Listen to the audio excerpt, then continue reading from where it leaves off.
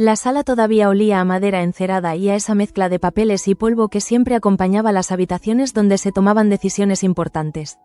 Manuel, de pie junto al ventanal, miraba hacia el jardín sin realmente verlo. La voz de Pedro Farré resonaba aún en su memoria, no porque hubiese hablado con él directamente, sino porque ahora sabía que esa llamada nunca le había llegado. La había interceptado Leocadia. Y no era una omisión inocente, no era un despiste, era un acto calculado. Cuando la vio entrar, elegante, con el porte de quien siempre tiene una respuesta preparada, sintió como la sangre le subía a la cara. No hubo saludos ni rodeos, las palabras salieron directas, cargadas de indignación. «¿Por qué me ocultaste esa llamada?», preguntó, la voz controlada pero tensada como un hilo a punto de romperse. Leocadia, sin perder la compostura, dejó que un silencio estudiado llenara el espacio antes de responder. «No consideré que fuese relevante en ese momento», dijo, con esa calma que tanto irritaba porque escondía la certeza de que estaba manipulando la conversación. Manuel no estaba dispuesto a dejar que ella marcase el ritmo. Dio un paso hacia ella, reduciendo la distancia. Esa llamada podía cambiar el rumbo de todo, y lo sabes. Leocadia sostuvo su mirada, pero en lugar de disculparse, empezó a hilar argumentos que desplazaban la culpa hacia él, insinuando que quizás no estaba preparado para manejar lo que Pedro Farré quería ofrecerle. Era un juego que ella dominaba. Tomar un ataque frontal y transformarlo en una duda sobre la capacidad del otro. Por un instante, Manuel sintió la tentación de seguir el hilo, de cuestionarse, pero lo cortó de raíz. No es cuestión de preparación, es cuestión de confianza. Y tú la has roto. Esa frase, pronunciada con una dureza inhabitual en él, marcó el quiebre definitivo. No habría marcha atrás. En ese instante, tomó la decisión que llevaba días rumiando, pero que ahora se imponía como inevitable. Anular la firma que debía sellar la venta de su porcentaje en la empresa a Leocadia. No sería ella quien tuviese más control sobre lo que había construido con esfuerzo. La vio parpadear apenas, un gesto mínimo, pero suficiente para saber que el golpe había dado en el centro. Ella intentó recuperar terreno, hablando de oportunidades perdidas y de cómo la familia necesitaba unidad, pero ya no era el mismo Manuel quien la escuchaba. Ahora había un muro, y tras ese muro, una determinación que no se iba a erosionar con palabras dulces. Mientras esta confrontación teñía de tensión el aire del despacho, en otro rincón de la promesa la atmósfera no era menos densa. Ángela, con el ceño fruncido y los brazos cruzados, encaraba a Curro con un resentimiento que había ido fermentando desde la llegada del coronel Fuentes. «No tenías derecho a traerlo aquí sin consultarlo», dijo, y su tono no dejaba espacio para justificaciones. Curro, que ya se sentía aislado por las miradas y comentarios velados, intentó explicarse, pero sus palabras se encontraron con un muro de desconfianza. Ángela no solo estaba molesta, se sentía traicionada, como si él hubiera elegido bando en un conflicto que aún no terminaba de dibujarse del todo. La presión sobre Curro no se limitaba a su relación con Ángela.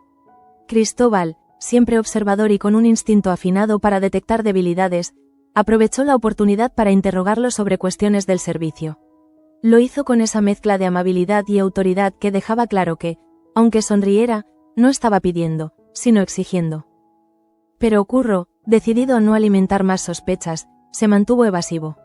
«No sé nada», repetía, con un tono que buscaba ser convincente, pero que, a oídos de Cristóbal, sonaba a ocultamiento.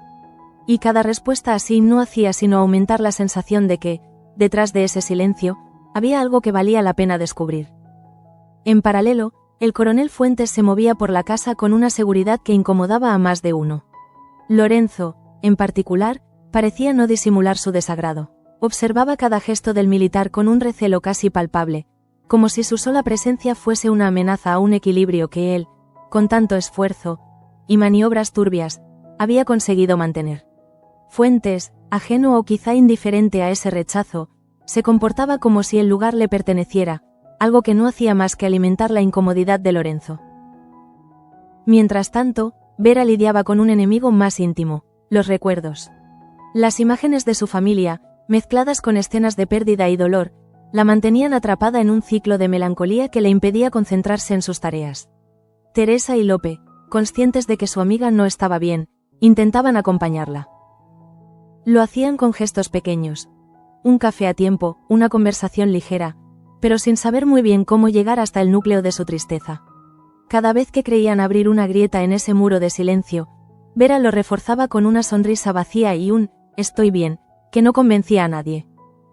En otro frente, Catalina tomó el teléfono con la determinación de quien sabe que lo que está a punto de hacer tendrá consecuencias. Llamó al marqués de Valladares para tratar un asunto que consideraba urgente, sin prever que ese gesto sería el detonante de una nueva disputa con los condes de Campos. Las tensiones entre ambas familias no eran nuevas, pero esta llamada parecía poner al descubierto grietas más profundas, esas que no se cierran con cortesías ni acuerdos formales. Y mientras todo esto se desarrollaba, Martina volvía a buscar a Ángela. La joven, que últimamente se mostraba más decidida que nunca a tomar el control de su vida, quería consejos sobre cómo gestionar la segregación de su parte de la promesa. Su voz tenía la firmeza de quien no solo quiere, sino que necesita marcar un rumbo propio. Ángela la escuchó con atención, quizá viendo en ella un reflejo de sus propias luchas por afirmarse dentro de un entorno donde las decisiones siempre parecían tomadas por otros. La mentira de Leocadia había sido el catalizador, pero lo que se movía ahora en la promesa era una red de tensiones y decisiones personales que amenazaban con reconfigurar todo. Y, como siempre en esa casa, cada gesto, cada palabra, era una pieza más en un tablero donde nadie mostraba todas sus cartas. La tarde caía lentamente sobre los jardines de la promesa, tiñendo de dorado los setos bien recortados y las fuentes silenciosas. Sin embargo, dentro de la casa, el ambiente estaba lejos de ser apacible. Manuel había dejado el despacho hacía unos minutos, pero sus pasos aún resonaban en el pasillo como una declaración de guerra.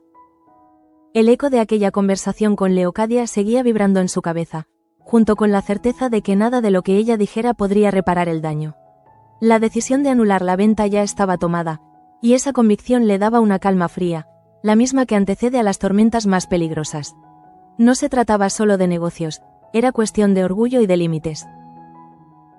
Leocadia, por su parte, permanecía inmóvil en el centro del despacho, mirando la puerta cerrada.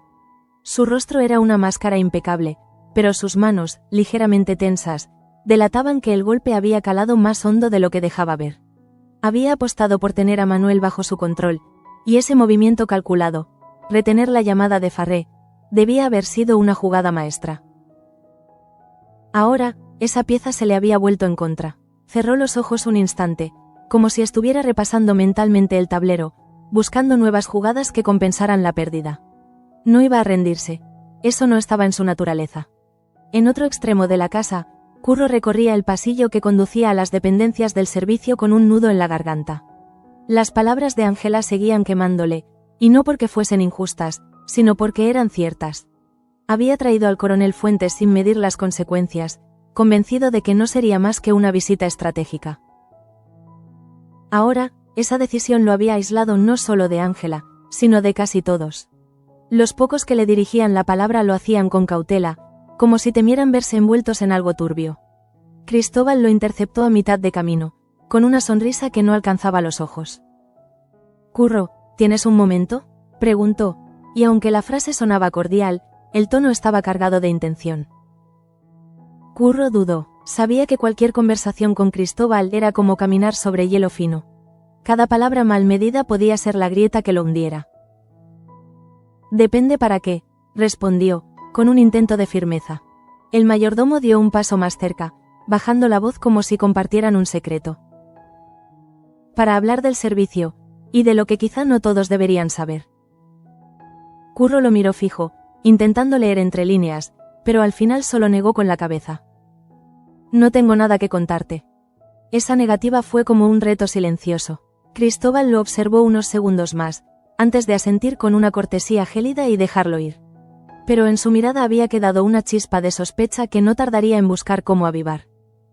Mientras tanto, el coronel Fuentes parecía disfrutar del efecto que causaba. No hacía falta que levantara la voz. Su sola presencia tensaba las conversaciones y alteraba rutinas. En el comedor, Lorenzo fingía concentrarse en un vaso de vino, pero cada vez que Fuentes intervenía en algún comentario, su mandíbula se tensaba. Había algo en la actitud del militar que le recordaba a viejas rivalidades, esas que no se olvidan aunque el tiempo se empeñe en disfrazarlas de cortesía. Cuando Fuentes abandonó la sala, Lorenzo dejó escapar un suspiro que no era de alivio, sino de preparación para lo que intuía como una larga y desagradable convivencia. En la cocina, Vera intentaba distraerse lavando una montaña de platos.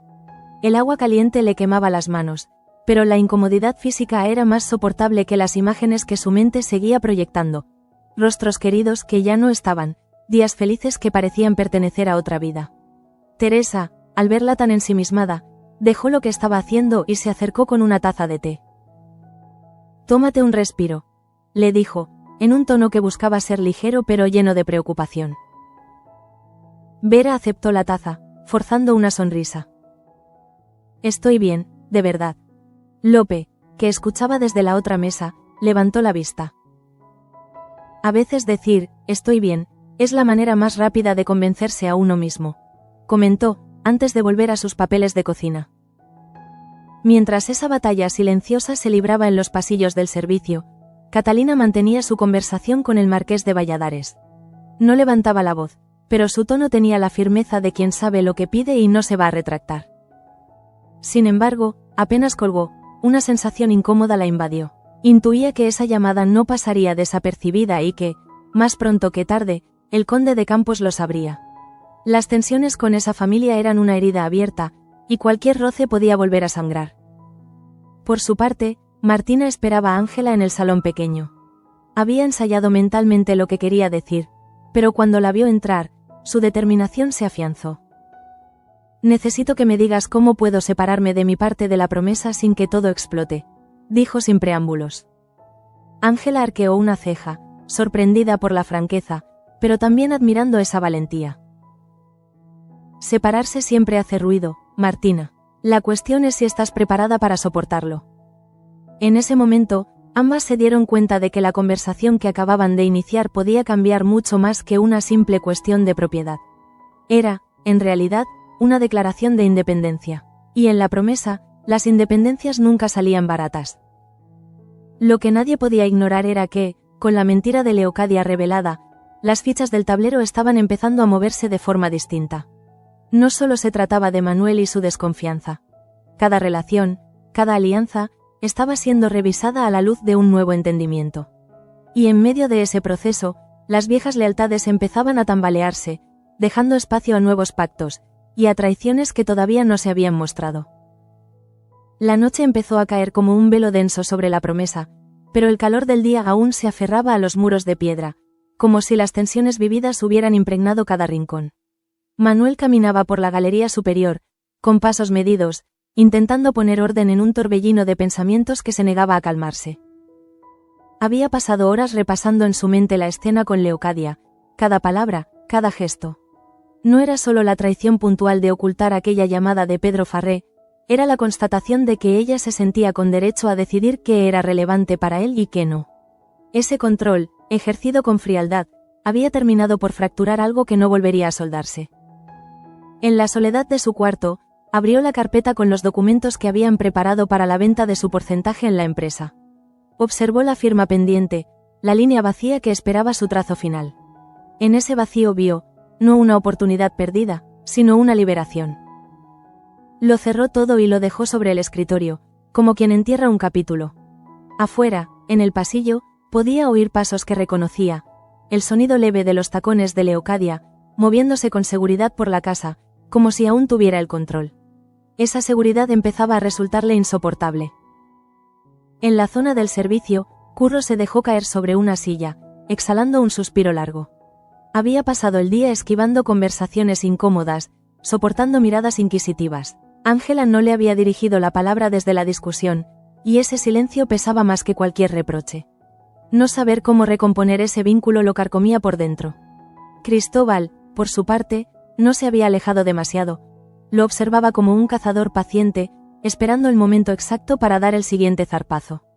Curro lo notaba, lo sentía como una sombra constante, y cada vez que Cristóbal sonreía en su dirección, sabía que no era cortesía, sino una advertencia velada: sé más de lo que crees. En el comedor, Lorenzo tomaba asiento para la cena, aunque no tenía hambre. La llegada de Fuentes había alterado no solo su ánimo, sino también sus planes. El militar se había presentado como alguien dispuesto a colaborar, pero Lorenzo percibía en cada palabra un doble filo. No era ingenuo. Había lidiado con suficientes hombres así como para saber que la cortesía podía ser el barniz de intenciones mucho más duras. Cruzar miradas con él durante la comida era como intercambiar golpes silenciosos. Ninguno sonreía realmente, pero ambos fingían que todo estaba en orden. Mientras tanto, en la cocina, Vera intentaba seguir el ritmo habitual, pero las manos le temblaban cada vez que debía concentrarse en una tarea. Teresa se mantenía cerca, con un ojo en ella y otro en las ollas que burbujeaban. Lope, consciente de que las palabras no siempre bastaban, se propuso sacarla de su espiral al menos por un momento. Le pasó una cuchara de madera y le pidió que probara una salsa. No es solo por la receta, es porque necesito tu opinión, le dijo. Vera sonrió débilmente, y ese gesto, aunque pequeño, fue una grieta en la muralla que había levantado. En otro salón, Catalina repasaba mentalmente la conversación con el marqués de Valladares. Había hablado con firmeza, pero no podía dejar de pensar en las consecuencias. El conde de Campos no se quedaría de brazos cruzados. Sabía que esa llamada sería interpretada como una afrenta directa. Sin embargo, no se arrepentía. Había llegado un punto en que seguir esquivando conflictos solo los prolongaba. Y ella ya no estaba dispuesta a vivir a la sombra de amenazas veladas. En el salón pequeño, Martina y Ángela continuaban su conversación. Martina, con los dedos entrelazados sobre las rodillas, hablaba de independencia, de romper ataduras que sentía más como cadenas que como vínculos. Ángela la escuchaba con una mezcla de comprensión y advertencia. Hacerlo puede costarte más de lo que imaginas, le dijo en voz baja.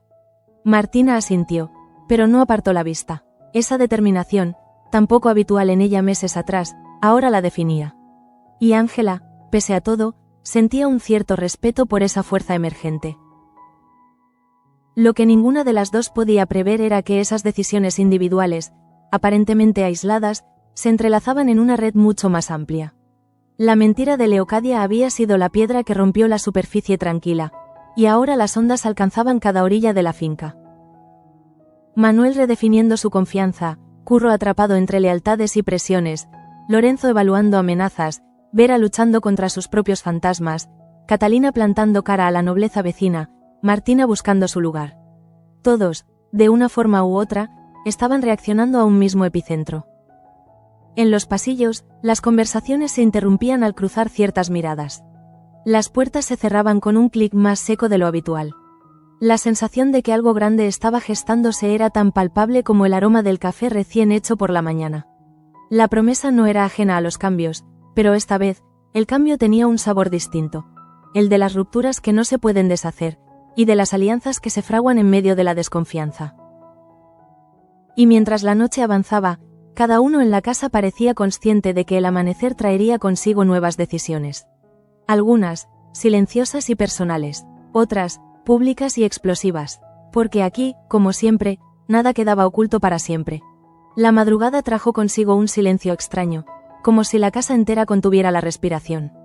Las primeras luces filtradas por los ventanales no lograban suavizar la tensión que se había asentado en los pasillos. Manuel fue el primero en moverse. Su paso, decidido pero silencioso, lo llevó directamente al despacho. No encendió la lámpara, prefirió trabajar a la luz fría del amanecer, como si ese escenario desnudo de artificios reflejara mejor su estado de ánimo. Sacó de un cajón la carpeta con la documentación de la venta, la abrió, y sin siquiera hojearla, rompió la primera página. El sonido del papel desgarrándose fue liberador. No era un gesto impulsivo. Era la confirmación física de que no volvería atrás. En la planta baja, Leocadia se encontraba ya vestida para el día, impecable como siempre, pero con un brillo acerado en los ojos. Al ver a Manuel cruzar el vestíbulo, midió sus palabras con la precisión de un duelista. «Te precipitas», dijo, sin rodeos. Manuel no se detuvo. «No, actuó tarde, si acaso». Esa respuesta, lanzada sin mirarla, fue más hiriente que cualquier insulto. Y por primera vez en mucho tiempo, Leocadia sintió que había perdido terreno real, no solo en el negocio, sino en el juego de influencias que también manejaba. Mientras eso sucedía, Curro se había refugiado en las caballerizas. El olor a heno y a cuero, el sonido rítmico de los caballos moviéndose, le ofrecían una tregua mental. Allí, lejos de las miradas inquisitivas, podía pensar. Sabía que la presencia del coronel Fuentes estaba generando un ruido que podía acabar salpicándole más de lo que imaginaba. Lo que le preocupaba no era solo la distancia que se había abierto con Ángela, sino el hecho de que Cristóbal continuara observándolo como si supiera exactamente dónde apretar para hacerlo hablar. Lorenzo, por su parte, optó por una estrategia distinta: evitar al coronel en la medida de lo posible. Sin embargo, el destino parecía empeñado en cruzarlos. Se encontraron en el pasillo central, y el saludo fue breve, frío. Fuentes, con una media sonrisa, lanzó un comentario ambiguo sobre la seguridad de la finca, un comentario que Lorenzo entendió como una insinuación de que él no estaba haciendo bien su trabajo. No respondió, solo se limitó a clavarle una mirada sostenida, como si quisiera dejar claro que no era un hombre fácil de intimidar. En la cocina, Vera seguía luchando contra su propio laberinto emocional. El cansancio se le notaba en los ojos, aunque intentaba disimularlo con una actividad constante. Teresa, que conocía bien el peso de las cargas invisibles, se acercó para proponerle salir a tomar aire después del almuerzo. Lope secundó la idea, sugiriendo que una caminata por los jardines podría ayudarla a despejarse. Vera no respondió de inmediato, pero en el fondo sabía que necesitaba esa pausa. El problema era que, al detenerse, los recuerdos siempre regresaban con más fuerza. En uno de los salones laterales, Catalina recibía una visita inesperada. Un mensajero con una carta del marqués de Valladares. No la abrió de inmediato. La sostuvo entre las manos, consciente de que su contenido podría avivar la disputa con los condes de Campos. Martina, que pasaba por allí, no pudo evitar preguntar: ¿noticias importantes? Catalina la miró y esbozó una media sonrisa. Digamos que son noticias que cambiarán la agenda del día. No explicó más, pero en sus ojos había una chispa de determinación. Ángela, por su parte, volvió a encontrarse con Martina, retomando la conversación del día anterior. Hablaron en voz baja, conscientes de que cualquier mención sobre la segregación de la herencia podía convertirse en material de chismes. Ángela le explicó que un movimiento así no solo implicaba cuestiones legales, sino que también desencadenaría reacciones emocionales en quienes se sentían con derecho sobre cada piedra de la promesa. Martina escuchaba, asintiendo, pero su mirada dejaba claro que, pese a todo, estaba dispuesta a seguir adelante. Al caer la tarde, la casa volvió a reunirse en torno a la mesa principal. La tensión entre Manuel y Leocadia se sentía incluso en el modo en que evitaban mirarse. Curro mantenía la vista baja, concentrado en su plato, intentando no llamar la atención. Lorenzo y Fuentes intercambiaban frases cortas, medidas, mientras Catalina parecía más pendiente de la carta que aún no había abierto que de la conversación. Vera, sentada junto a Teresa, apenas probaba bocado, y Lope la observaba con preocupación. Era una de esas cenas donde las palabras valían menos que los silencios. Y en la promesa, los silencios, cuando se prolongaban demasiado, se convertían en detonadores. Esa noche, todos sabían que el equilibrio era frágil, que bastaba una frase, pronunciada o descubierta, para que el orden aparente se desplomara y dejara al descubierto lo que cada uno intentaba proteger. La noche avanzaba sin prisa, pero con esa densidad que solo se siente en las casas donde demasiadas cosas han quedado pendientes de decir. En los pasillos, las lámparas encendidas proyectaban sombras largas sobre las paredes, como si hasta la luz desconfiara de lo que pudiera encontrarse más adelante. Manuel, después de la cena, se había retirado al despacho, no para trabajar, sino para poner en orden los pensamientos que el día había dejado revueltos. Se sentó frente a la mesa, pero sus manos permanecieron inmóviles sobre el tablero. La imagen de Leocadia, erguida y segura mientras le ocultaba algo que le pertenecía por derecho, seguía repitiéndose en su mente como una escena sin fin. Y con cada repetición, la certeza crecía. No había espacio para una reconciliación. En el ala de servicio, Curro intentaba dormir, pero el eco de la voz de Ángela, dura y decepcionada, lo mantenía despierto.